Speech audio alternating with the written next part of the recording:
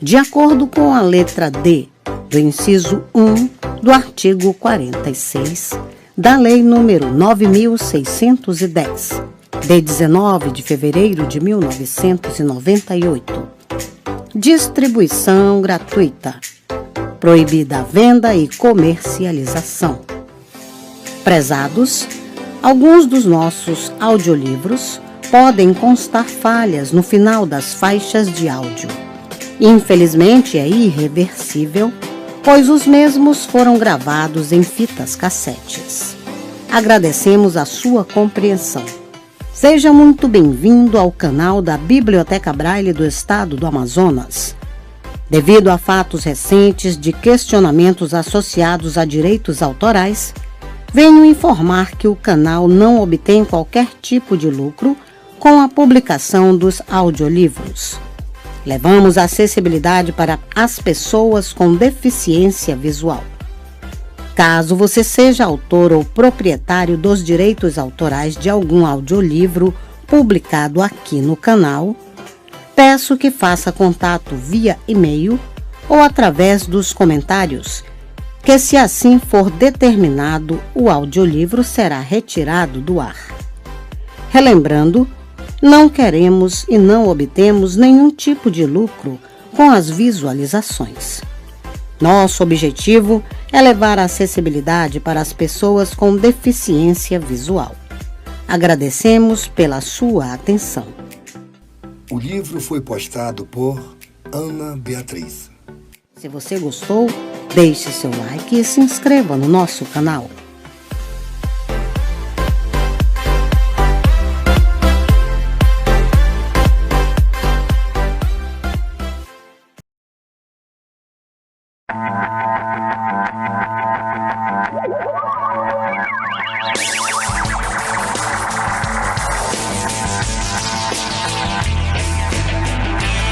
Universidade Falada. Conhecimento à velocidade de um clique.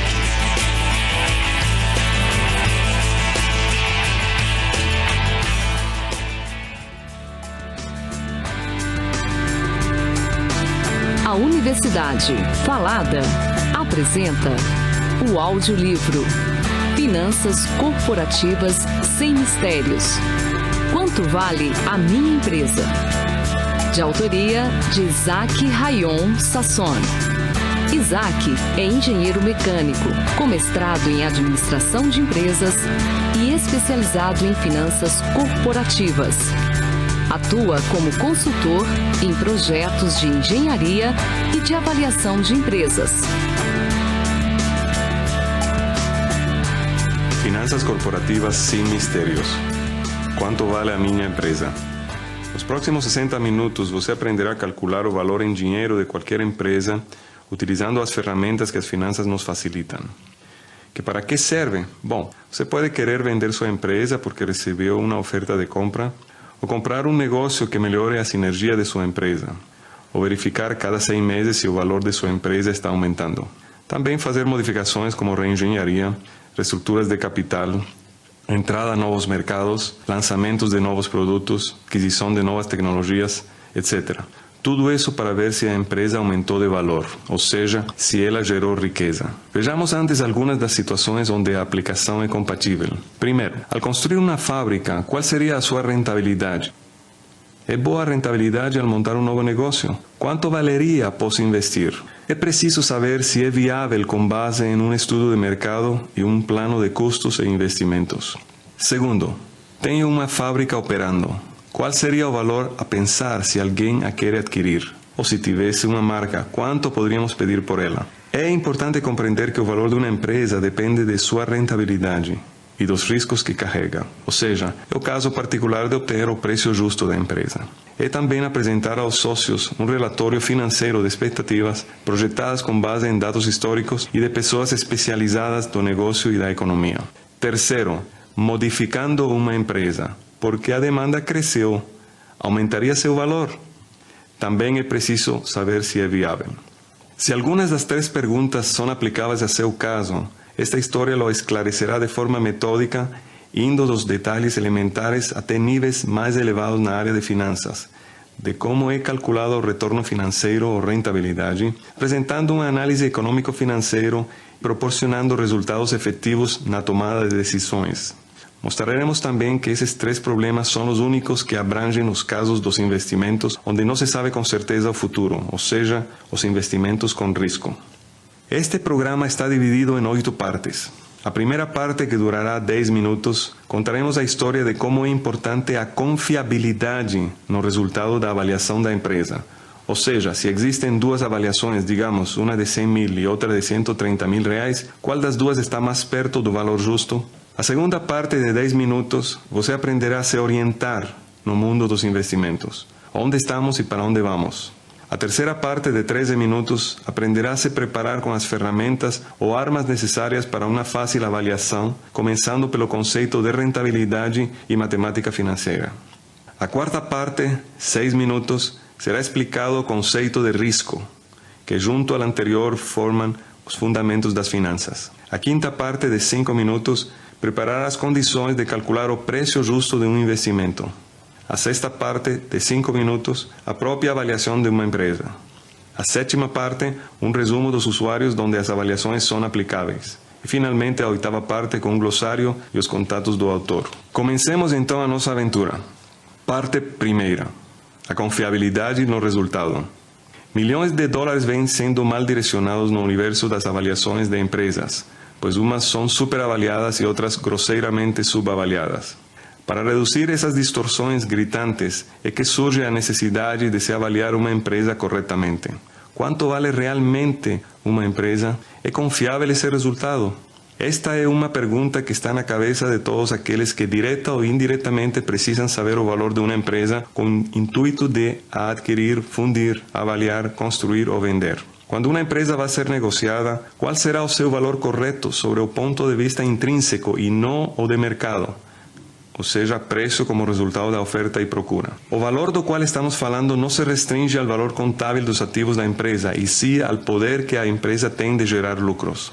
Al perguntar a uma pessoa experiente sobre o que olharia em uma empresa com o intuito de investir nela, é provável que ela mencione mais geradores de riqueza do que elementos financeiros. Falemos um pouco sobre geradores de riqueza. Podemos mencionar que os ativos mais importantes de uma empresa são as pessoas que la compõem. Como, por exemplo, um diretor de sucesso teria melhores resultados com uma equipe entrosada. Também diríamos que um mercado aquecido dentro de uma economia saudável e uma acertada política de governo seria possível aumentar a riqueza da companhia. Uma adequada logística e uma boa infraestrutura de serviços permitiria o desenvolvimento virtuoso da empresa. Se continuássemos, não terminaríamos de mencionar outros possíveis geradores de riqueza. Queremos enfatizar que sempre estaremos focalizados somente em elementos financeiros como vendas, custos, empréstimos, ou seja, resultados que mexem com a empresa. O objetivo principal ao investir é conseguir a maior quantidade de dinheiro em proporção ao dinheiro investido, no menor tempo possível, sem lesar a sociedade ou o meio ambiente. Este tipo de relação percentual que mede o ganho de um investimento é a rentabilidade. Uma coisa importante em finanças que mais tarde explicaremos. Falar da rentabilidade de uma empresa é o mesmo que falar de seu valor, ou seja, conhecer a rentabilidade é conhecer o preço dela. Mesmo no sentido contrário, saber o preço de uma empresa é saber sua rentabilidade. Também aprenderemos que quanto mais a empresa rende, mais ela vale. Voltando à nossa história sobre rentabilidade, existem 2 posições a ter em conta no cálculo dela. Situações em que sabemos o ganho futuro e situações em que não sabemos o ganho futuro. Por exemplo, um investimento que gere 12% ao ano nos fará receber um ganho de R$12 por ano a cada R$100 investidos. Este é chamado de prefixado. O importante é que podemos saber hoje quanto vamos ganhar no futuro. No caso de um investimento em que não sabemos o futuro, como a bolsa de valores, somente saberemos o valor de sua rentabilidade após resultados futuros, pois eles dependem principalmente do desempenho das empresas, da economia e do humor do mercado. Se você comprou uma ação da Petrobras, somente saberá seu rendimento após um determinado tempo. Analogamente, as empresas têm também a sua rentabilidade, que somente será conhecida após o desempenho futuro da mesma. Se você compra uma empresa, está obrigado a esperar um determinado tempo para ver o resultado de seu investimento e calcular a rentabilidade. Lembrando que ganhos passados não foram seus, eram do dono anterior. Ou seja, teoricamente não podemos conhecer a sua rentabilidade de hoje e, portanto, não podemos determinar com precisão seu preço, pois não temos como adivinhar o futuro. Para avaliar uma empresa corretamente, precisamos calcular sua rentabilidade, ou seja, primeiramente conhecer o futuro, porque a rentabilidade que essa empresa obteve no passado não necessariamente se repetirá no futuro. O que acontecerá de agora em diante é o que nos interessa. Precisamos esperar um determinado período de tempo no futuro para saber o valor dela hoje. Como podemos saber a rentabilidade de uma empresa hoje se dependemos dos seus resultados futuros se nós não os temos hoje? É simples por um lado e complexo por outro, ou seja, o futuro poderá ser adivinado com uma adequada projeção de expectativas de vendas, custos, despesas, investimentos, financiamentos e um listado de premissas ou condições iniciais. O ouvinte concorda, por exemplo, que se for feita uma pesquisa de mercado com uma empresa especialista, temos uma projeção de vendas bastante realista. O mais difícil, então, é como processar esses dados que chamaremos projeção de expectativas com uma metodologia confiável para chegarmos a um resultado que deve estar o mais próximo possível do que realmente poderia acontecer no futuro. Agora aparece o segundo problema: como saber se uma metodologia é confiável? Sabemos que existem várias metodologias no mercado. Falemos sobre elas. Umas utilizam os dividendos pagos e seu crescimento histórico como variáveis relevantes na definição financeira do valor. Esta é uma forma muito simplista de avaliar a empresa. Tem muitas outras variáveis importantes que deveriam ser consideradas, tais como as vendas, os custos, inflação esperada, juros no mercado, impostos, etc., pois afetam o desempenho e, consequentemente, o valor da empresa. Outras utilizam índices como o preço-lucro. Além de simplificar grosseiramente os resultados, o que nos vai levar a uma avaliação muito imprecisa, também considera os dados do passado que nada nos garante que se repetirão no futuro. E o mais grave é que desrespeita postulados financeiros e a mais elementar regra de equilíbrio contábil.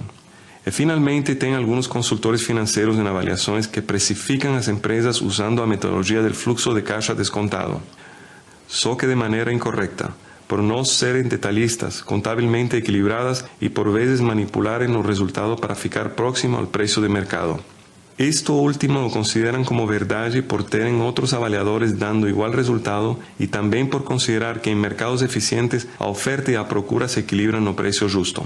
Pode-se demonstrar que a metodologia do fluxo de caixa descontado somente será válida se for detalhista, contabilmente equilibrada e sem a manipulação dos resultados para chegar ao preço de mercado, porque o que nos interessa é o valor intrínseco da empresa e não necessariamente o de mercado, que depende também de necessidades dos negociadores, não da empresa, corrigindo e que por uma coincidência poderá estar próximo do valor intrínseco. A metodologia que nos garantirá resultados confiáveis será aquela que for elaborada sobre fiéis padrões de análise matemática coerente com princípios contábeis e financeiros. Além disso, ela terá de ser confirmada com duas provas. A primeira prova é conferir que ela esteja equilibrada, ou seja, que o balanço e o demonstrativo de fluxo de caixa de qualquer projeção de expectativas que for escolhida mostrem equilíbrio contábil. Para isto não precisamos esperar os resultados do futuro, é comprovado imediatamente. A segunda forma de comprovar a confiabilidade dos resultados de uma metodologia é confrontar o resultado esperado da projeção de expectativas com o resultado real quando chegarmos ao futuro. Isto leva mais tempo porque precisamos chegar ao futuro. Concluímos que para obter o preço ou valor de uma empresa e confiar nesse resultado, deveremos escolher uma adequada projeção de expectativas e a metodologia mais precisa. Vamos agora fazer uma analogia desta situação com toda a teoria sobre preços intrínsecos de empresas. Uma adequada projeção de expectativas, ao ser processada numa correta metodologia, gerará um resultado ou valor mais perto da verdade. Imagine que uma pessoa em Nova York tem que viajar urgentemente para a Austrália num voo direto, onde irá participar da reunião de negócios mais importante de sua vida. O seu objetivo, qual consideraremos o resultado futuro verdadeiro, é chegar lá o mais inteiro possível para poder assistir bem a essa reunião. Afinal, é quase um dia dentro de um avião. Para isto, a pessoa pode ser ou jovem ou de idade avançada e tem à sua disposição 3 tipos de classe para usufruir sua viagem: primeira, executiva e turística. Então, a projeção de expectativas escolhida é a idade. As metodologias serão as diversas classes de serviço que ela poderá escolher, e o resultado será a qualidade do estado ao chegar ao seu destino, que consideraremos verdadeiro se chega inteiro. Se escolhida a pessoa de maior resistência, ou seja, a jovem, ou seja, projeção de expectativas, e colocada ou processada na melhor comodidade, primeira classe, ou seja, a metodologia, logicamente o seu resultado será o melhor possível. Ou seja, por ser jovem e viajar cômodo, chegará a seu destino muito bem para sua reunião, significando que o preço intrínseco, o valor da empresa, estaria mais perto da verdade. Agora não é mais a pessoa jovem que vai ter que fazer essa viagem, e sim uma pessoa de idade bastante avançada. Então você percebe que pioramos a projeção de expectativas e, mais ainda, colocaremos esta pessoa na classe turística. Ou seja, ela será processada pela pior metodologia. O resultado obviamente vai ser péssimo. A pessoa de idade avançada chegará muito cansada a seu destino e o preço intrínseco, o valor da empresa, vai estar totalmente distinto da verdade. Poderíamos elaborar 5 combinações mais de cenários versus metodologias, pois todos teriam resultados diferentes. Se consideramos chegar bem como verdadeiro, então jovem em primeira classe será o melhor resultado. Melhor cenário, o jovem. Com a melhor metodologia, primeira classe. Como você já percebeu, somente saberemos o resultado da viagem quando chegarmos ao destino, o futuro. E aí veremos se estávamos certos na projeção de expectativas e na metodologia. O que estamos mostrando é que o preço de uma empresa depende exclusivamente do cenário e da metodologia. É como se nos falam que uma empresa tem como valor 3 mais 5. Se os valores 3 e 5, que é o cenário, estão perto da futura realidade, a soma, que é a metodologia, será 8. Resposta diferente de 8 significa que a soma está sendo mal processada, ou seja, a metodologia não é a adequada. Para finalizar a primeira parte, que no fundo é uma introdução nas finanças com a solução do problema de calcular de forma confiável o valor de uma empresa, o nosso objetivo é mostrar que é muito sério a avaliação de uma empresa, mesmo sendo uma pequena padaria ou um conglomerado de negócios mineiros, como por exemplo a Vale do Rio Doce. Parte 2. Orientação no mundo dos investimentos. Quando viajamos, nos sentiremos mais cômodos se termos um plano de rota e do lugar que visitaremos. É como se navegando pelo mar levarmos o curso bem controlado.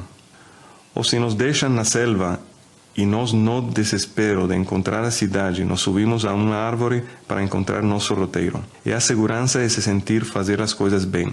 Antes de posicionar-nos ou de subir-nos numa árvore, comecemos por conhecer o objetivo de nossa viagem. O principal objetivo das finanças corporativas é aumentar a riqueza material do homem para sua sobrevivência, respeitando a sociedade e o meio ambiente. Existem outros objetivos complementares das finanças, como proteger o capital, ter liquidez, planejar com antecipação os pagamentos de uma empresa para poder continuar com a operação, etc. Todas elas referentes sempre à produção de riqueza material para o homem. Só que ao final, ao ter que medir esse aumento de riqueza, terminamos calculando o valor da empresa, que será o nosso objetivo neste curso. O 99% dos investimentos feitos no mundo caem em 5 mercados principais.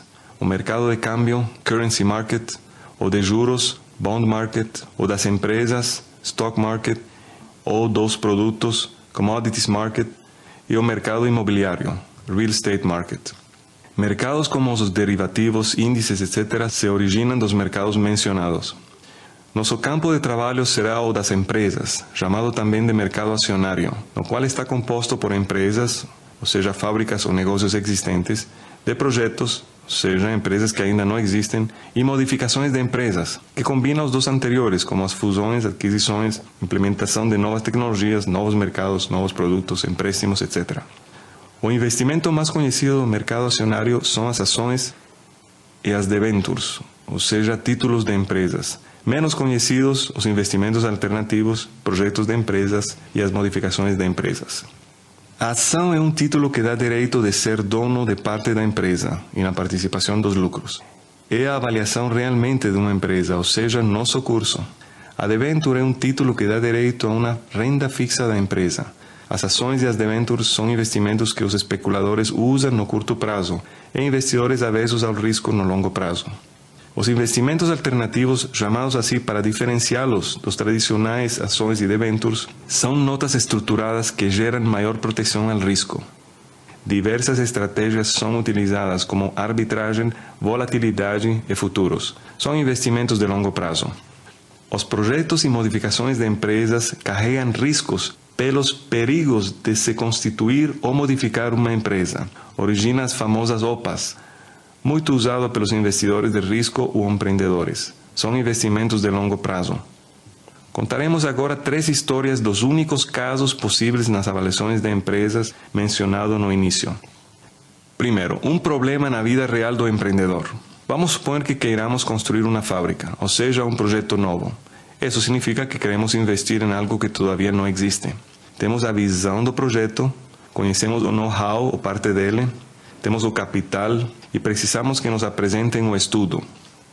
Esse estudo ou business plan constará de várias partes, tais como objetivos do negócio, lucro, estratégia, necessidades justificadas para a sociedade e partes interessadas, a escala do negócio, logística, limitações industriais, o mercado, tipo, dimensão, participação, produtos, segmentação, competidores, vantagens competitivas, técnicas, comerciais, políticas, além de estudos complementares nas esferas sociais, jurídicas, internacional e proteção do meio ambiente, entre diversos outros. O final desse estudo é a preparação da parte financeira, que é o foco da presente gravação. A parte financeira abrange a obtenção de informações dos fundos necessários, investimentos, pessoal, equipamentos, receita e custos possíveis, tipos de risco, variáveis macroeconômicas, etc. Com todos esses dados anteriores, gerar ou simular o possível fluxo de dividendos futuros por meio de projeções financeiras e calcular o retorno esperado do projeto. Também chamado de rentabilidade esperada, é o possível resultado de um cenário caso investíssemos nesse projeto. Entenda-se como dividendos futuros o dinheiro que pode ser retirado da empresa sem afetar a sua operabilidade. Seria o dinheiro restante de cada mês, depois de atender as necessidades de curto prazo, pagar impostos, atender as necessidades de investimento e de longo prazo e não passar o limite de lucros acumulados. Se o retorno alcançar 42%, superior aos 6% oferecidos pelos bancos, é muito provável que montaremos a fábrica. Significa também que nos anos para os quais foi feita a projeção dessa nova empresa, estaremos recebendo 42 centavos para cada real investido. Não devemos esquecer que esse retorno de 42% é calculado sobre dividendos futuros. Portanto, se diminuirmos as vendas futuras, o retorno cai. Se melhorarmos o pessoal e a direção, o retorno sobe. Se conseguirmos obter o mesmo efeito nos resultados diminuindo-se os investimentos, o retorno também aumentará. Normalmente os investidores, e em especial em novos projetos, não fazem investimentos sem um estudo que projete o futuro. Um segundo problema na vida real. Queremos comprar ou vender uma fábrica. Isso equivale também a comprar ações de uma empresa. O que faremos é ver seu potencial de vendas e estrutura de custos, despesa, investimentos e dívida, e avaliá-la com base a seus dividendos futuros. Não analisaremos somente seu valor patrimonial como é feito nas análises contábeis. Usaremos também a análise financeira para ver o seu potencial. Para compreender melhor, assinalamos que pode haver duas empresas de igual valor patrimonial contábil, mas uma produz discos long play e a outra CDs. É lógico que nos interessaremos pela fábrica de CDs por ter melhores dividendos futuros. Para comprar a fábrica de long plays, teriam que oferecer a um menor preço para nos interessar em comprá-la. Como vemos, cada uma tem um valor muito diferente com base nos dividendos futuros. Um especialista em finanças calculará o retorno esperado da fábrica com base nos fluxos de dividendos futuros. Estes dividendos são trazidos a valores equivalentes aos de hoje, chamado de valor presente, descontados a uma taxa chamada custo médio ponderado de capital, exigida pelos compradores ou vendedores e corresponde ao risco de negócios similares. Descartamos temporalmente o caso da existência de dívida. A soma desses valores presentes equivale ao patrimônio ou valor da empresa, ou seja, seu preço. De novo, observamos que é imprescindível calcular primeiro o retorno esperado para poder chegar à avaliação no preço. Podemos aceitar subjetivamente também que com diferentes diretores à frente de uma mesma empresa, poderemos calcular diferentes retornos esperados. Outro caso similar é a avaliação da marca de uma empresa. Primeiramente é avaliada a empresa sem o efeito da marca, depois é avaliada com o efeito da marca e a diferença das duas avaliações é o valor da marca. Agora, um terceiro problema na vida real. Queremos modificar nossa fábrica ampliando-a com uma nova linha de produção. Aqui simplesmente veremos se o retorno da fábrica modificada é maior que o retorno da fábrica sem alterações. Se for maior, significará que se está produzindo ou incrementando o valor da empresa. Nesse caso, será favorável a modificação. Poderíamos também produzir um novo produto sem modificar nossos equipamentos de produção e apreciar se tem aumentado o valor da empresa. É o caso de substituição de produtos. Às vezes, infelizmente, um incremento no valor da empresa implica perdas nos objetivos sociais ou do meio ambiente. Vemos de novo que é imprescindível calcular sempre primeiro o retorno para depois avaliar. Com esses 3 cenários dos investimentos com risco, como exemplos, completamos o universo das possibilidades nos cálculos do retorno esperado dos projetos e das empresas. Parte 3. As ferramentas, o retorno ou rentabilidade. No momento que o dinheiro alheio é requerido para fazer um trabalho, aparece a palavra juros, o aluguel do dinheiro. No momento que alguém aceita alugar esse dinheiro durante um período de tempo, com a esperança de receber ao final um prêmio chamado de juros, além de todo o valor emprestado, aparece a palavra risco. Nestes 2 conceitos estão as bases das finanças corporativas. Quanto ganharemos e se receberemos? Comecemos pelo primeiro conceito. Quanto ganharemos? Para poder sentir esse aumento de riqueza material comentado anteriormente, devemos definir primeiro um parâmetro de medida. Podemos citar objetivos que dependem de nosso interesse, como assistência social, proteção ao meio ambiente, empresa que não visa lucro, herança para futuras gerações, etc. Mas se o objetivo principal de um investimento é o ganho, podemos utilizar como parâmetro o conceito de rentabilidade, que relaciona ganho com a quantidade investida. Seremos mais precisos se definirmos a rentabilidade na unidade de tempo, que la chamamos de retorno ou rentabilidade. O retorno, como comentamos no início, é definido como a relação percentual dentro de um período de tempo entre o ganho ou prejuízo obtido e o investimento. Ou seja, K igual a D dividido por I, onde D é o ganho e I o investimento. Não será usado o fator de dimensão de tempo nem o fator de conversão percentual 100. Em geral, o retorno de um investimento é o ganho que gera o investimento, dividido pelo investimento, em um período definido de tempo. Quando o tempo é infinito, significa que não foi vendido ou liquidado o investimento. Um investimento que gere 7% ao ano nos fará receber R$ 7 por cada R$ 100 investidos. O princípio fundamental dos juros nasce do primeiro postulado das finanças e diz que uma unidade monetária de hoje vale mais que uma de amanhã, porque até amanhã a unidade de hoje ganhará juros e a de amanhã ainda não começou a ganhar juros. Se traduz na seguinte equação: F é igual a P multiplicado por 1 mais K elevado a N, onde F, valor final, ou seja, valor inicial mais juros, P é o valor inicial, K é a taxa de juros por período e N, número de períodos. Esses 4 elementos estão em equilíbrio pela equação fundamental dos juros. Ou seja, qualquer mudança de um elemento faz mudar o outro se os restantes se mantivessem constantes. Está claro que os juros são F menos P. O princípio da dualidade demonstra a equivalência entre taxa de juros e retorno, e o princípio de equilíbrio demonstra a unicidade das taxas de juros, princípios que servem para demonstrações teóricas de vários conceitos que aqui só mencionaremos como informação complementar. O que temos agora a usar o conceito de retorno é uma forma de comparar investimentos. É um índice para medir com a mesma balança qualquer investimento.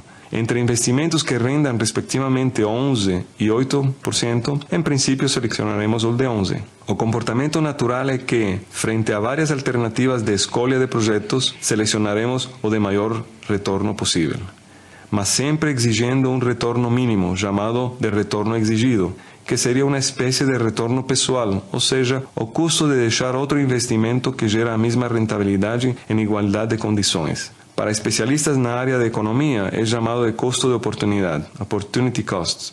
Por exemplo, se os bancos nos oferecem juros de 6% ao ano e não temos melhor oferta, então qualquer investimento em igualdade de condições é igual ou menor a 6%, não será interessante para nós. Neste caso, nosso retorno exigido será de 6%.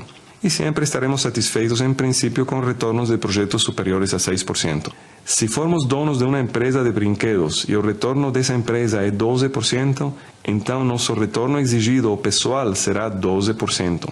Deveremos buscar investimentos de condições similares e superiores a 12% para investir nossos recursos disponíveis, ou seja, dinheiro que sobra. Em princípio, qualquer investimento inferior a 12% não deverá ser interessante para nós. Agora, se nossa empresa de brinquedos não precisa de dinheiro e só existe uma oportunidade de investir de 9%, então nosso retorno exigido ou custo de oportunidade nesse momento cai para 9%. Existem muitas outras tantas formas de medir o resultado de um investimento. Por exemplo, calculando seu tempo de recuperação, em inglês payback. Caso da ação com 20% de retorno anual, leva-se 5 anos para recuperar o 100% do investimento. Ou seja, 100 dividido por 5. Mas infelizmente essa forma não reflete a realidade, pois não respeita o primeiro postulado das finanças, referente ao valor do dinheiro ao longo do tempo. Um real hoje vale mais que um real de amanhã, ou seja, é muito diferente receber 100 reais hoje do que receber esses mesmos 100 reais ao final do próximo ano. Pois podemos colocar hoje os 100 reais a juros bancários e ao final do ano seguinte receber esses mesmos 100 reais acrescidos de juros. Diagrama financeiro. Quando se tem um problema nas finanças, pode-se transcrever ao papel mediante um diagrama financeiro composto no mínimo pelos 4 elementos básicos do princípio fundamental, descritos anteriormente como investimento, taxa. O diagrama financeiro é a representação gráfica da posição financeira de um investimento, que deverá estar em equilíbrio quando esteja cumprindo a equação do princípio fundamental dos juros. É nossa ferramenta básica e eficiente de trabalho para a solução dos problemas cotidianos em finanças. É como pegar a cobra pela cabeça. É a serra que faz trabalhos efetivos por pessoas eficientes, como se descreve no livro do Sr. Covey. Elementos do diagrama financeiro. Como existe fluxo de dinheiro nos dois sentidos, vamos considerar valores negativos, ou seja, setas para baixo, ao ceder dinheiro, e positivos, seta para cima, ao recebê-los. Se investimos 100 reais al 5% ao ano, teremos al final do quarto ano R$ 121,60, segundo a equação fundamental dos juros. Qualquer mudança de um elemento afeta ao menos outro elemento para manter em equilíbrio a equação do princípio fundamental dos juros. Fluxo de caixa e fluxo de caixa livre. Todos os investimentos e resgates, ou egressos e ingressos, resultantes que aparecem num diagrama financeiro, formam o fluxo de caixa. Quando os investimentos iniciais não são contabilizados, passa a se chamar fluxo de caixa livre, em inglês free cash flow, onde os resgates resultam com o dinheiro que pode ser tirado da empresa sem afetar sua operabilidade. O fluxo de caixa livre é o coração de uma avaliação, é o verdadeiro filme da empresa. Não é só uma fotografia como, por exemplo, o balanço geral. Tipos de diagramas financeiros. Convencional. Investimentos de um lado e resgates do outro ou vice-versa, ou seja, não estão mesclados as entradas e saídas de dinheiro. Não convencional. Investimentos e resgates mesclados. Finitos. Após determinado tempo, o fluxo de caixa fica encerrado. Infinitos. O fluxo de caixa fica aberto no horizonte até o infinito, ou seja, nunca é encerrado. Simples. Um diagrama financeiro de 4 elementos. Anuidade. Se o fluxo de caixa é constante, ou seja, D é igual para todos os períodos. Quando é finita, é formada por um mínimo de 4 elementos diferentes. E quando é infinita, chamada de perpetuidade, por 3 elementos. Nasceu para facilitar os pagamentos dos financiamentos. Anuidade. Um diagrama simples pode ser expressado em forma de saídas ou entradas constantes e continuar a ter a mesma rentabilidade. São chamados de anuidades. As anuidades são formadas pelo investimento I, taxa K por período N, anuidade D. Vejamos exemplo equivalente a uma anuidade finita e outra infinita. Valor futuro e valor presente. O valor futuro de investimento é o resultado de aplicar a equação do princípio fundamental, ou seja, F igual a I vezes 1 mais K elevado a N, e representa o novo valor de I no futuro. Aqui a taxa K é chamada de taxa de capitalização. O valor presente de um investimento é o inverso do anterior e também é o resultado de aplicar a equação do princípio fundamental, ou seja, P igual I dividido por 1 mais K elevado a N, e representa o valor que teria hoje um investimento se seu valor no futuro é I. Aqui a taxa K é chamada de taxa de desconto. O interessante aqui é que se existe taxa de juros, um valor hoje equivale a outro valor diferente no futuro ou no passado, significando que se a taxa de juros, o retorno, é boa para nós, digamos 10% por ano, será igual receber hoje 100 ou daqui a um ano 110. Ou seja, 100 é igual a 110 separados de um ano se existe a taxa de 10%. Vejamos algo muito importante em finanças. Podemos somar elementos do fluxo de caixa.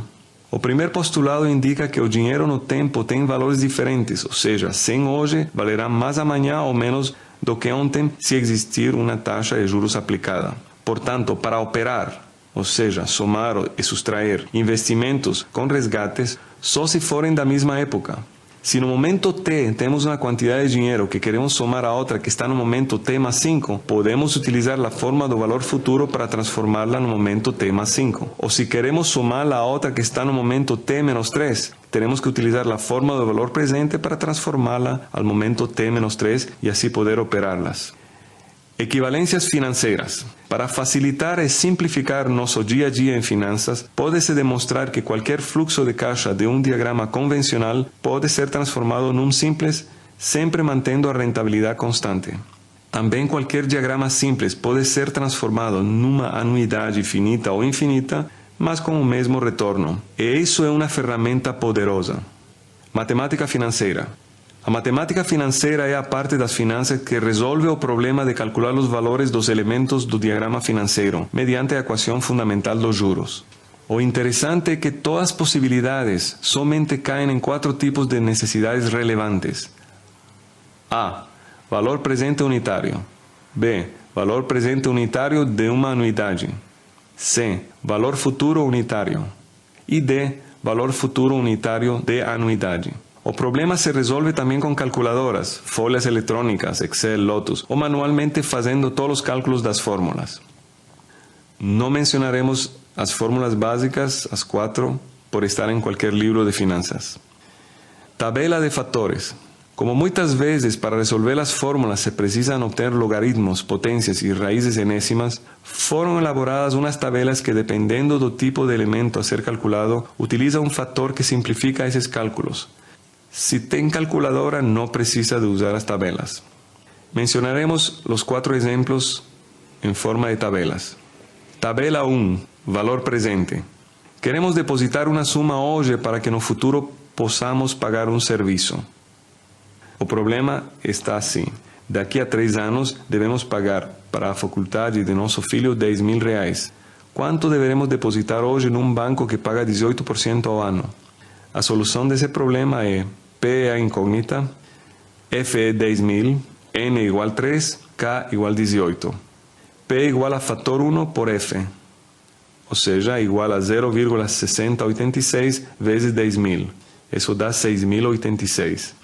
Se depositamos no banco 6.086 al 18 ao ano, após 3 anos teremos os 10.000 que precisamos para pagamento da faculdade. Veja também que se conhecemos P, podemos calcular F usando F igual a P dividido por factor 1. Mas se desconhecemos N ou K, deveremos interpolar na tabela 1 ou usar a calculadora onde o resultado P será negativo. Tabela 2. Valor presente de anuidade. Queremos receber uma suma hoje para pagar um serviço que vamos pagar em várias prestações futuras de somas iguais. Vejamos o problema. Podemos depositar num banco cada ano R$3.000 durante 5 anos. Quanto dinheiro nos pode dar o banco hoje para a compra de um carro se o banco cobra 15% anuais? Solução. P é a incógnita, pagamentos é 3.000, N igual 5, K igual 15. P igual a fator 2 por pagamentos, igual 3,3522 vezes 3.000. Isso dá 10.057. Significa que se depositarmos no banco 3.000 por ano durante 5 anos, ao 15% ao ano, o banco nos entregará hoje 10.057. E por esse favor, nós teríamos pago 15.000 parcelado em 5 vezes. E dizem que à vista ou sem juros. Veja que se conhecemos P, podemos calcular os pagamentos usando pagamento igual a P dividido por factor 2. Mas se desconhecemos N ou K, devemos interpolar na tabela 2 ou usar calculadora onde apresentará P negativo. Tabela 3. Valor futuro. Queremos saber o valor no futuro de um investimento que fazemos hoje. Problema. Podemos depositar num banco R$8.000 hoje. Quanto dinheiro nos dará o banco daqui a 6 anos se o banco paga 12% anual? Solução. P igual a menos 8.000, F é a incógnita, N igual 6, K igual 12. F igual a fator 3 vezes P, ou seja, 1,9738 vezes 8.000.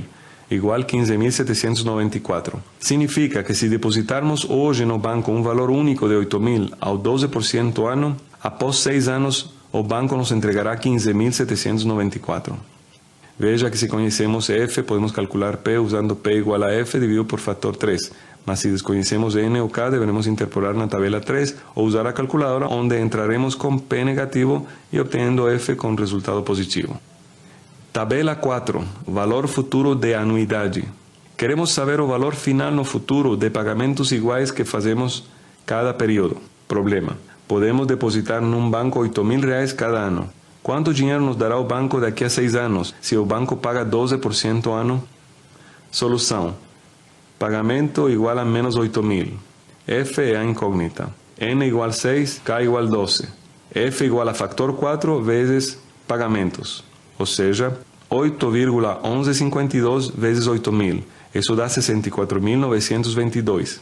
Significa que se depositarmos no banco R$8.000 cada ano durante 6 anos al 12% ano, após 6 anos o banco nos devolverá 64.922 pelos 48.000 que depositamos.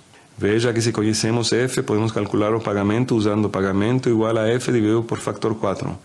Mas se desconhecemos N ou K, deveremos interpolar na tabela 4 ou usar a calculadora, onde entraremos com pagamento negativo, obtendo F positivo. O importante aqui é saber encaixar o problema na tabela adequada, definir cada elemento do diagrama financeiro e ter cuidado em utilizar a taxa adequada ao período.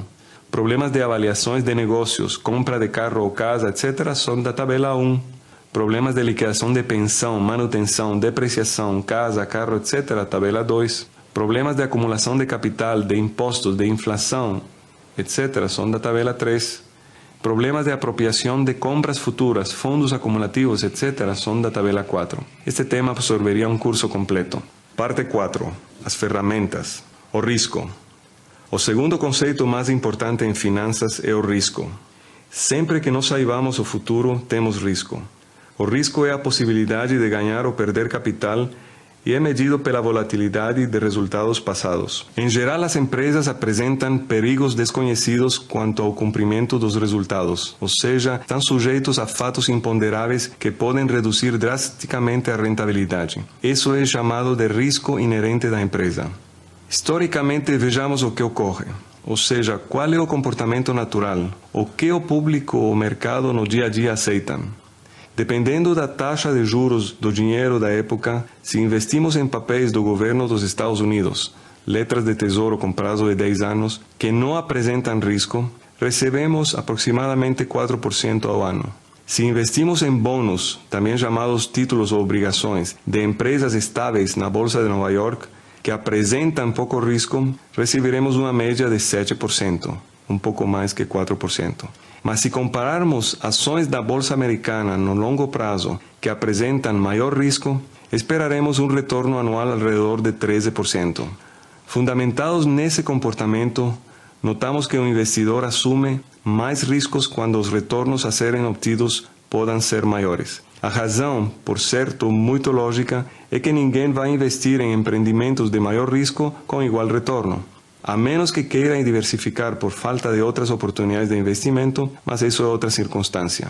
Para que arriscar nosso melhor jogador nas semifinais jogando futebol se estamos ganhando 5-0 e faltam 2 minutos para terminar o jogo? Estar na final com nosso goleador é aumentar nossa oportunidade de maior ganho. Para que arriscar-lo a se machucar nos últimos minutos se estamos seguros de ir para a final? Estaríamos aumentando o risco sem poder aumentar o retorno. É natural que sejamos avesos ao risco, buscando sempre o menor possível. Se 2 negócios oferecem igual retorno, selecionaremos o de menor risco. Só aceitaremos mais riscos se formos remunerados apropriadamente. Quanto maiores os riscos a suportar, maiores serão os retornos a exigir. No caso do banco que oferecia 6% com um risco quase nulo, qualquer negócio de maior risco deverá oferecer um retorno maior. Quanto maior a quantidade dos números da loteria, maior o prêmio.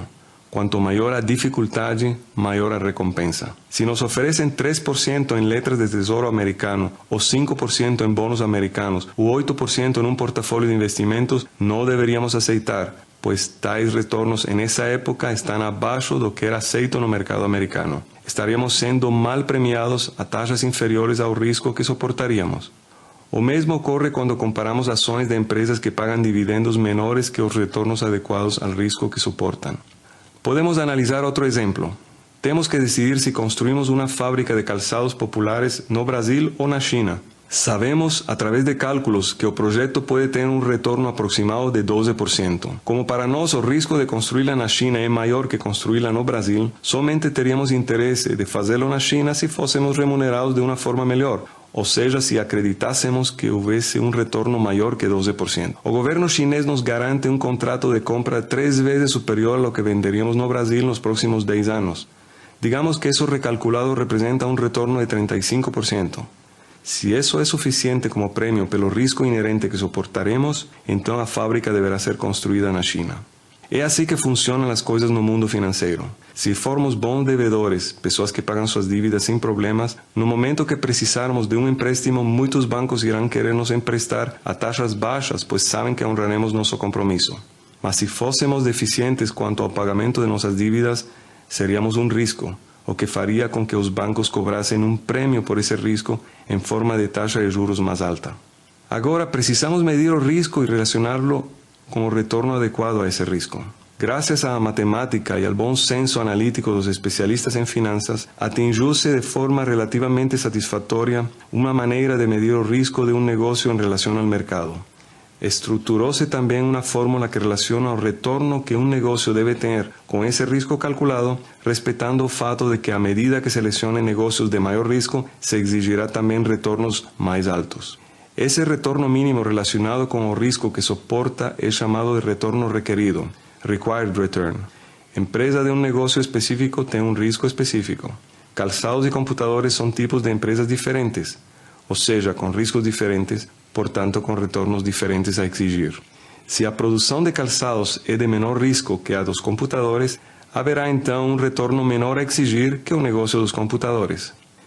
Para especialistas na matéria, as questões de risco são calculadas com um grau razoável de incerteza e embutidas posteriormente na avaliação, sabendo que se o projeto apresenta maiores riscos, o resultado do cálculo do retorno será reduzido como consequência dos imponderáveis.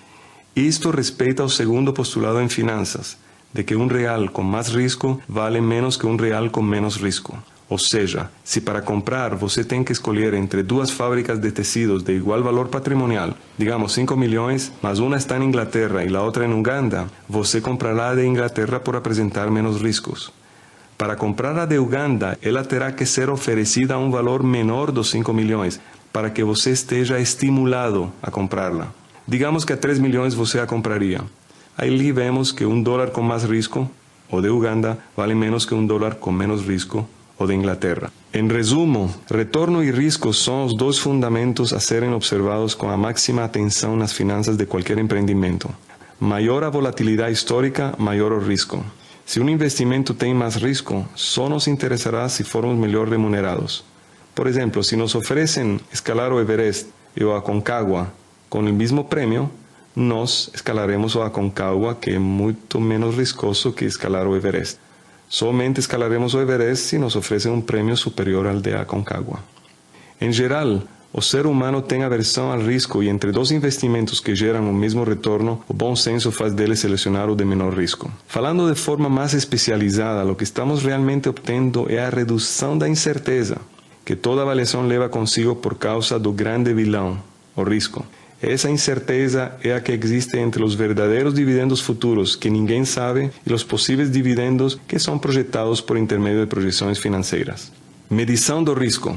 O problema ao medir a volatilidade histórica mediante o método estadístico desvio padrão resolvia pobremente a rentabilidade merecida entre investimentos de diferentes naturezas. Hoje a ciência consegue medir o risco de uma melhor forma mediante métodos que dependem de fatores envolvidos com o mercado e variáveis internas da empresa. Um dos mais usados é o método de precificação de ativos de capital, CAPM, Capital Asset Pricing Method, que respeita onerar com maior retorno ativos de maior risco.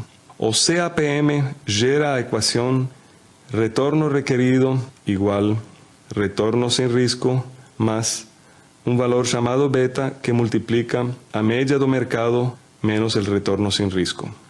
Numa gráfica retorno versus risco, esse retorno mínimo é a reta originada da equação do CAPM, chamada linha de mercado de títulos, em inglês SML, beta.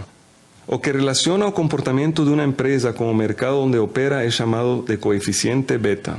A tendência de ação de uma empresa de se mover em relação ao mercado é medida no beta. Mensalmente, é anotado o retorno da empresa, valorização gerado pelo mercado mais dividendos pagos, nas ordenadas, e o retorno do mercado nas abscissas, podendo ser Bovespa no Brasil ou SP 500 nos Estados Unidos, dependendo do mercado onde atua a empresa. Beta é a pendente da reta de mínimos quadrados médios dos retornos de um investimento em relação ao mercado. Uma empresa de beta igual a 1,2 significa que aumenta 20% mais que o aumento do mercado. Se aumenta igual ao mercado, o beta será igual a 1. E se o beta é 0,70, seu movimento é 70% do movimento do mercado. Empresas livres de risco terão betas igual a 0. Até agora, a ciência não detectou com regularidade betas negativos. Retorno requerido. O retorno requerido é o retorno adequado ao risco a que está submetido o investimento desde que obedeça à condição de que empresas de maior risco terão que ter maiores retornos a oferecer. Também é o alvo mínimo de rentabilidade que um ativo carregando determinado risco devemos aceitar. O retorno requerido se calcula utilizando um dos métodos mais comuns das finanças, o método de precificação de ativos de capital, CAPM, ou também a teoria de arbitragem de preços, APT. O CAPM gera a equação que mencionamos anteriormente e é o retorno mínimo exigido pelo risco. O CAPM gera a equação KR igual a KRF mais beta multiplicado por KM menos KRF, onde KR, chamado retorno requerido, é o retorno mínimo exigido pelo risco. KRF é o retorno de um título sem risco compatível com o fluxo de caixa líquido utilizado, beta é a tendência do título em relação ao mercado e KM o retorno médio que o mercado gera. Línea de mercado de títulos, SML. La línea de mercado de títulos SML vem do inglês Security Market Line, é uma reta que relaciona o retorno requerido para o risco de um investimento mediante a fórmula del CAPM. Um exemplo, com KRF igual a 5% e KM igual a 12%, um título com risco 2 deve ter um retorno de 19%. Se o título rende menos de 19%, não devemos adquiri-lo. Conclusão 1. Com todo o anterior, chegamos à primeira conclusão. Todo investimento precisa ser revisado pelo retorno que gera e pelo grau de risco que carrega. Para poder ser comprado qualquer investimento que gere risco, estará exigindo uma rentabilidade mínima, o retorno requerido, que representa o retorno justo pelo risco absorvido. Parte 5. O preço da empresa. Vejamos a relação entre taxa de desconto e o preço. Assim como a taxa de desconto é a taxa de juros usada para obter o valor presente de um resgate ou investimento, podemos aplicá-la também a vários resgates e investimentos de um fluxo de caixa convencional. Vejamos dois exemplos. Suponha um negócio que gere R$10 num ano. Um custo de I que será devolvido ao final do ano ao encerrar o negócio. O que acontece se definirmos retornos diferentes? Então, a equação de retorno K igual a D dividido por I se converte em I igual a D dividido por K. Se o custo I fosse o preço, ficaria P igual a D dividido por K, gerando diferentes P para cada valor de K. Agora suponha uma anuidade de 4 anos que gere R$10 por ano constantes, com custo de I, que será devolvido no final do 4º ano ao encerrar o negócio. Exatamente igual que o caso anterior, pero em 4 anos. O que acontece se definirmos retornos diferentes?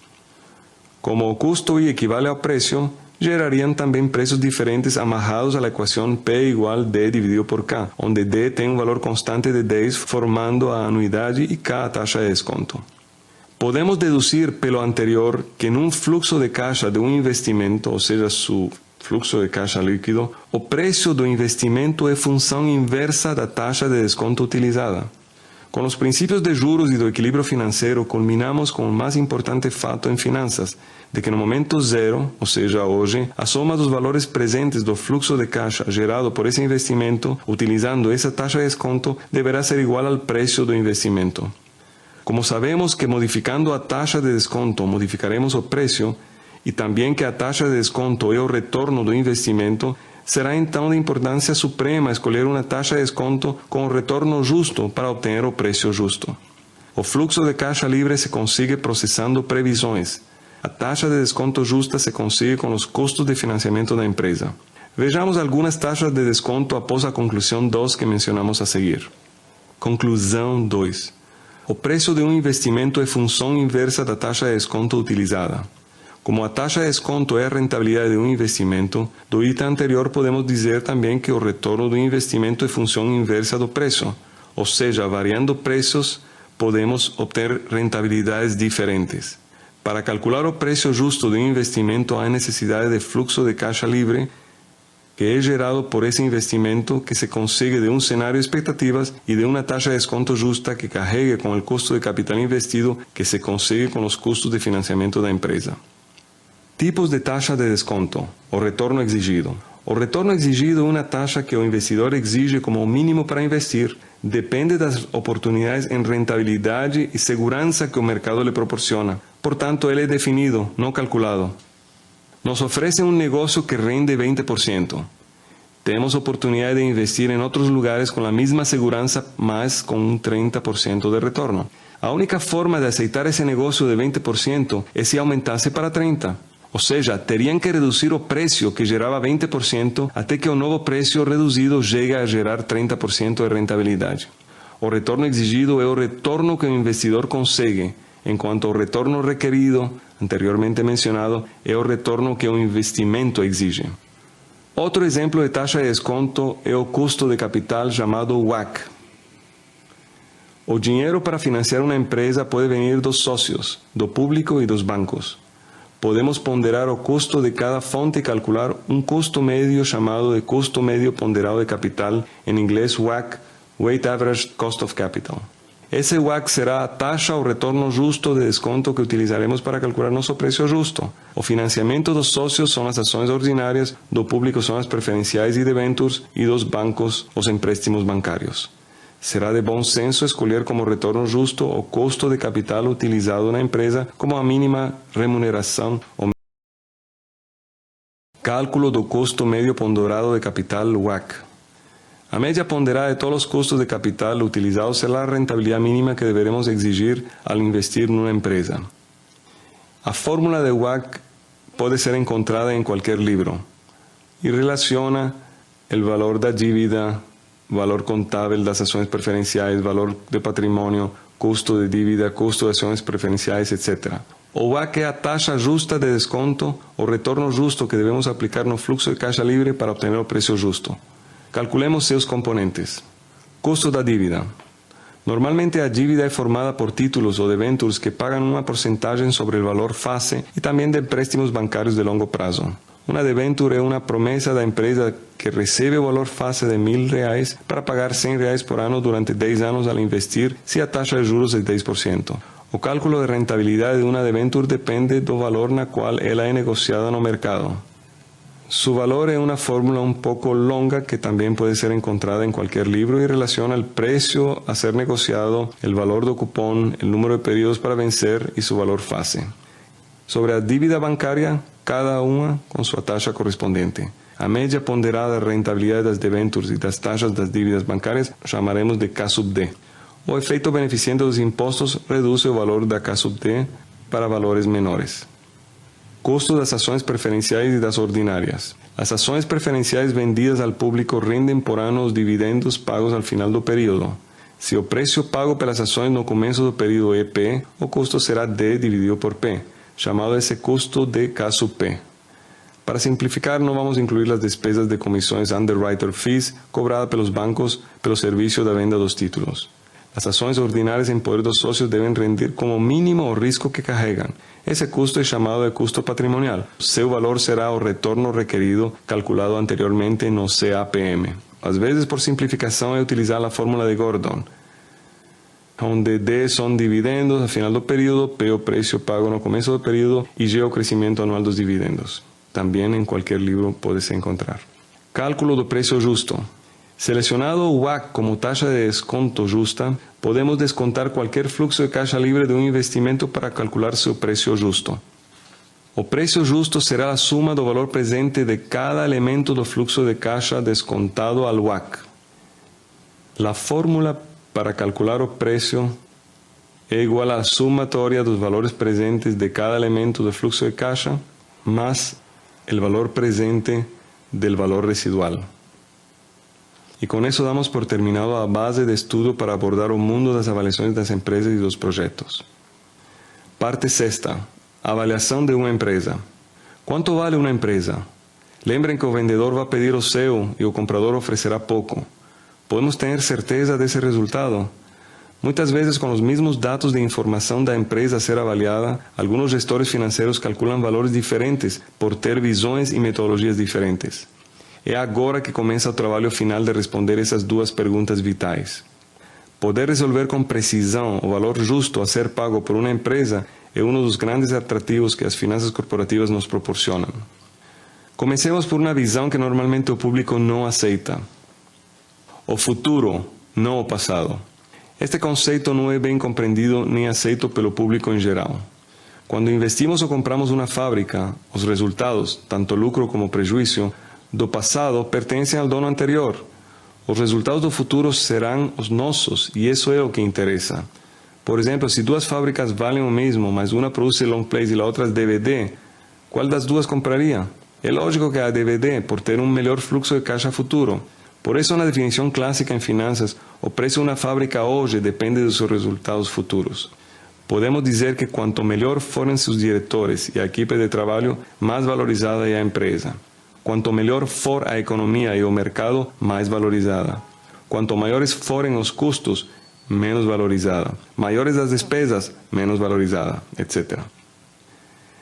Cenário de expectativas. Por depender do futuro, estamos obrigados a utilizar projeções para gerar o fluxo de caixa de uma empresa. Quando essa projeção é conhecida, como por exemplo juros fixos, os resultados serão exatos ou reais. E quando é desconhecida, como no caso de uma fábrica, os resultados serão inexatos ou esperados. O fluxo de caixa é produzido como resultado de processar várias projeções e condições iniciais, chamado normalmente de cenário de expectativas, o mais parecido possível com a realidade que acontecerá no futuro. O cenário de expectativas se compõe de uma lista de premissas, que são as condições em que operará a empresa, como inflação esperada, câmbio esperado, desvalorização esperada, impostos, máximo de estoque, etc., e de 5 projeções que envolvem expectativas de investimento e financiamento, vendas esperadas, custos esperados e despesas esperadas. O importante é que, definido um cenário A, o valor da empresa é calculado para esse cenário A. Definido outro cenário B, outro valor da empresa será obtido. Fluxo de caixa nas avaliações. Existem 2 tipos importantes de fluxos de caixa, denominados das empresas, que será o único que usaremos neste estudo, e o dos acionistas. Os 2 caminhos levam a Roma. A diferença é que no fluxo de caixa das empresas não foram contabilizadas ou tiradas ou reduzidas as despesas financeiras e amortizações de empréstimos. Ao finalizar um fluxo de caixa deverá ser descontado a um tipo de taxa compatível com ele. Por exemplo, se usamos o fluxo de caixa livre das empresas, podemos usar o WACC por ter embutido o custo da dívida. Se usamos o fluxo de caixa livre dos acionistas, devemos usar o custo de capital que eles exigem da empresa como taxa de desconto. Nesse caso, usaremos o retorno requerido. Fluxo de caixa livre da empresa. O fluxo de caixa livre da empresa se forma como resultado de aplicar o cenário de expectativas, ou seja, as condições iniciais das 5 projeções, formando para cada período, mês ou ano, o lucro antes dos juros e impostos, chamado de, em inglês, EBIT, Earning Before Interest and Taxes. Esse EBIT se origina deduzindo da receita líquida prevista as despesas operacionais previstas, que incluem custo de vendas previsto e as depreciações. Depois disso, deduzem-se os impostos de renda e contribuição social, gerando lucro operacional sem juros após impostos, chamado em inglês NOPAT, Net Operating Profit After Taxes. Se adiciona as depreciações, se adiciona ou reduz a movimentação de capital de giro previsto e, finalmente, se deduzem ou adicionam os novos investimentos ou vendas de ativos previstos. Vejamos agora o cálculo dos elementos do fluxo de caixa livre de uma empresa. O fluxo de caixa livre da empresa é projetado até o ano T. Nosso caso seria T igual a 10 anos. O valor presente desse fluxo é igual a P', igual suma dos dividendos dividido por 1 más WACC elevado a t, ou seja, a suma dos valores presentes dos dividendos definido anteriormente. O fluxo a partir do ano t mais 1, ou seja, a partir do 11º ano, até o infinito, forma também parte do valor da empresa e é chamado de fluxo residual. Seus elementos não são conhecidos. O valor do fluxo residual é chamado de valor residual e é a soma dos valores presentes no momento t de cada elemento a partir de t mais 1 até o infinito. O valor do fluxo residual é igual a los dividendos do ano t mais 1 dividindo por, abrindo parênteses, WACC menos G, onde t mais 1 é o fluxo de caixa no momento e G a taxa de crescimento dos dividendos. O valor presente do valor residual será VR dividido por 1 mais WACC elevado a t. O valor da empresa será EV igual a P' más VR dividido por 1 más WACC elevado a t. E finalmente su valor patrimonial o precio justo esperado será igual a P igual a EV menos dívida. Precio justo esperado. Esse valor patrimonial é o preço justo esperado a utilizar o WACC como a taxa de desconto justa para aplicar ao fluxo de caixa livre da empresa e descontar o valor da dívida. Lembram por que é esperado? Se soubéssemos o futuro, teríamos um fluxo de caixa verdadeiro ou real, e o preço seria verdadeiro e não esperado. Se mudássemos de cenário de expectativas, o preço justo esperado aumentaria ou diminuiria dependendo da escolha do cenário, se otimista ou pessimista. Vejamos agora um listado de possíveis usuários de profissionais de diferentes áreas. Parte 7ª. Usuários. Indicado a empreendedores de negócios para a análise prévia de novos projetos. Indicado para bancos e empresários com a finalidade de avaliar empresas encaminhadas para fusões e adquisições. Para empresários, na elaboração de orçamentos em forma de relatórios financeiros detalhando as possibilidades futuras da empresa, cálculo de valor de marca. Fundamentada a empresários para ampliações das fábricas, justificação de novos produtos e nas apresentações a entidades financeiras como o BNDES ou qualquer banco de investimento para a obtenção de empréstimos. Aplicável para analistas de empresas, gestores financeiros, investidores independentes e corretores de bolsa de valores na elaboração do preço das ações. Para investidores institucionais e consultores financeiros nas recomendações de investimentos e estruturação de carteiras. Para advogados na assessoria a sucessores, famílias e empresas em geral, nos problemas de litígio na liquidação de bens ante a justiça. E, finalmente, para sócios minoritários na avaliação de sua participação na empresa. Parte 8. Glossário. Custo de oportunidade. Máximo retorno obtido al deixar um investimento de igual risco. Custo médio ponderado de capital. Taxa de desconto ou retorno mínimo esperado do projeto. Custos. Dinheiro que se precisa para sustentar parte da receita. Despesas. Dinheiro que se precisa para sustentar parte da receita. Dividendos. Dinheiro que pode ser tirado da empresa sem afetar sua operabilidade. Dividendos futuros. Dividendos calculados em base a uma projeção financeira. Fluxo de dividendos futuros. É o fluxo de caixa dos dividendos futuros. Investimento. Dinheiro que é colocado em um projeto para obter um lucro. Investimento com risco. Investimento no qual não se conhece o futuro. Investimento sem risco. Investimento no qual se conhece o futuro. Lucro. Receita menos custos e despesas. Receita. Dinheiro que entra na empresa como resultado dos serviços. Renda fixa. Investimento sem risco. Renda variável. Investimento com risco. Rendimento. Ver retorno. Rentabilidade. Ver retorno. Retorno, percentual do lucro no investimento, o lucro dividido pelo investimento. Retorno esperado, é o retorno futuro da projeção financeira da empresa. Retorno exigido, é o retorno mínimo que o investidor aceita ou exige. Retorno projetado, ver retorno esperado. Retorno requerido, retorno mínimo a exigir pelo risco do investimento. Retorno verdadeiro, é o retorno histórico do investimento de um fluxo conhecido. Risco, dinheiro que se pode perder em um investimento por não conhecer o futuro. Taxa de juros, percentual do dinheiro recebido no investimento sem risco. Todos os direitos autorais são de propriedade da editora Aliá, Universidade Falada. É proibida a cópia e reprodução parcial ou total do conteúdo. Este material é distribuído sem ônus exclusivamente para entidades de deficientes visuais previamente cadastradas.